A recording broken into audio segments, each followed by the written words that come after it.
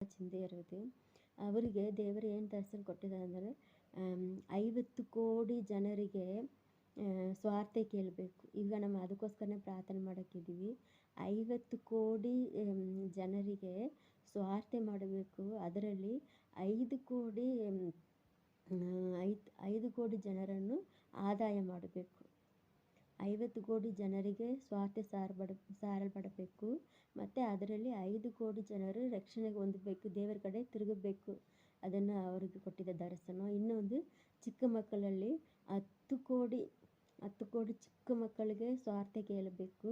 ಅದರಲ್ಲಿ 1 ಕೋಟಿ ಚಿಕ್ಕ ಮಕ್ಕಳನ್ನು ಆದಾಯ ಮಾಡಬೇಕು. ಇದಕ್ಕೋಸ್ಕರ ನಾವು ಪ್ರಾರ್ಥನೆ ಮಾಡೋಕ್ಕಿದ್ದೀವಿ.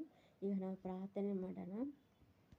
நல்ல தகப்பனே, உமக்கு ஸ்தோத்திரம், ஸ்தோத்திரேசப்பா, ஸ்தோத்திரேசப்பா, ஸ்தோத்திரேசப்பா, ஸ்தோத்திரேசப்பா, ஸ்தோத்திரேசப்பா, ஸ்தோத்திரேசப்பா, ஸ்தோத்திரேசப்பா. அப்போ அந்த நேரத்தில் இயேசு விடுவிக்கிற